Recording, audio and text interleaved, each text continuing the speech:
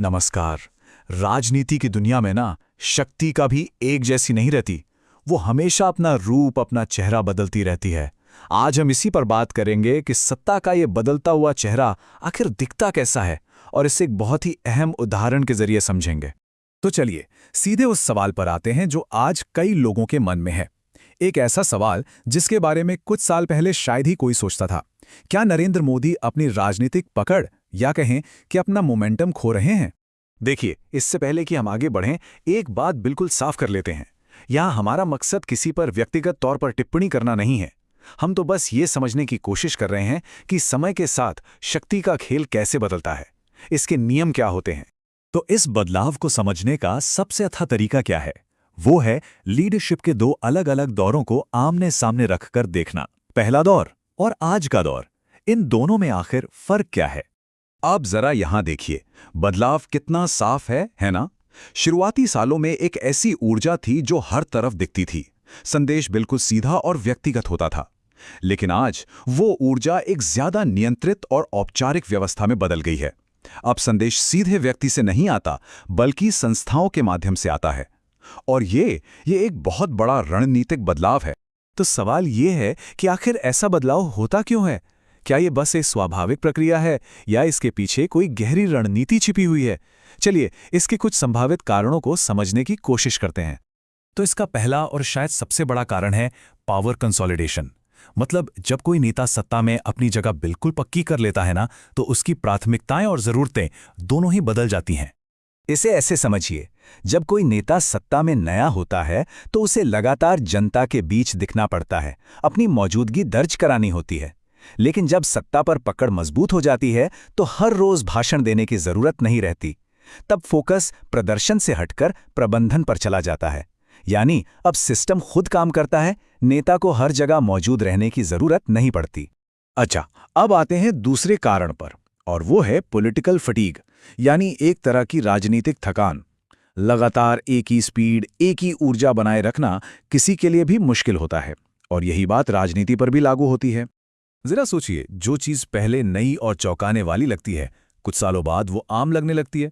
जनता का जो आश्चर्य होता है वो अब अपेक्षा में बदल जाता है। और अगर कोई नई कहानी या नया उत्साह सामने ना आए तो राजनीतिक गति धीरे धीरे धीमी पड़ने ही लगती है। और फिर आता है तीसरा बड़ा कारण, रिस्क मैनेजमेंट, मतलब जोखिम से बचना। देखिए, जब कोई सत्ता के शिखर पर होता है ना, तो कभी कभी सबसे समझदारी वाली चाल होती है कम बोलना। जब कोई नेता लंबे समय तक सत्ता में रहता है तो उसके कहे हर एक शब्द का विश्लेषण होता है, उसकी क्लिप बनती हैं और उस पर जबरदस्त बहस होती है। ऐसे में गलती करने का जोखिम बहुत बढ़ जाता है। इसीलिए खुली बातचीत की जगह धीरे धीरे नियंत्रित और आधिकारिक घोषणाएं ले लेती हैं। ये चुप्पी नहीं, बल्कि एक सोची समझी रणनीति। अच्छा, चलिए अब थोड़ा सा पीछे हटते हैं और पूरी तस्वीर को देखते हैं।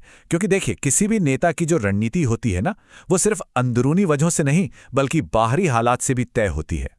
और यहां हमें यह समझना होगा कि ये सिर्फ एक व्यक्ति की कहानी नहीं है। इसमें बाहरी कारक भी बहुत बड़ी भूमिका निभाते हैं। जैसे अगर विपक्ष मजबूत न हो तो सत्ता पक्ष को भी बहुत आक्रामक होने की जरूरत महसूस नहीं होती। और हाँ, ये एक वैश्विक पैटर्न भी है। दुनिया भर में लंबे समय तक सत्ता में रहने वाले नेताओं की शैली अक्सर समय और उम्र के साथ बदलती ही है। तो इन सब बातों को समझने के बाद एक सवाल उठता है, क्या हमें अपनी सोच बदलनी चाहिए? कहीं ऐसा तो नहीं कि जिसे हम कमजोरी या पतन समझ रहे हैं वो असल में कुछ और हो? आइए पहले पतन शब्द को ठीक से समझ लेते हैं। इसका मतलब होता है सत्ता का अचानक नाटकीय रूप से खत्म हो जाना, एक तरह का कोलैप्स। अब जो कुछ हम देख रहे हैं, जो संकेत मिल रहे हैं, वो किसी सडन कोलैप्स या पतन की तरफ इशारा नहीं करते, बल्कि वो एक स्ट्रेटेजिक ट्रांजिशन यानी एक सोचे समझे बदलाव की ओर इशारा करते हैं। राजनीतिक दबदबा रातों रात खत्म नहीं होता, वो अपना रूप बदलता है। इसलिए असली सवाल ये नहीं है कि क्या ये अंत है। असली सवाल तो ये है कि क्या हम एक नए दौर की शुरुआत देख रहे हैं? क्या ये दौर अपना रूप बदल रहा है? तो ये बदलाव है क्या? ये बदलाव है एक आंदोलन वाली, पर्सनैलिटी पर आधारित राजनीति से निकलकर एक स्थिर, सिस्टम पर आधारित मैनेजमेंट की राजनीति की तरफ जाने का, ऊर्जा से नियंत्रण की तरफ। तो कुल मिलाकर बात यह है कि शायद हम किसी कहानी का अंत नहीं देख रहे, बल्कि हम एक नए चैप्टर, एक नए अध्याय की शुरुआत देख रहे हैं। एक ऐसा अध्याय जहां नियम और खेलने का तरीका दोनों ही बदल चुके हैं। और अंत में ये एक विचार है जिस पर गौर करना जरूरी है। इतिहास हमें यही सिखाता है कि राजनीति कभी स्थिर नहीं होती, और राजनीतिक गति एक बार खो जाए तो उसे दोबारा हासिल करना लगभग नामुमकिन होता है। सवाल यह है कि यह नया दौर भारतीय राजनीति को किस दिशा में ले जाएगा।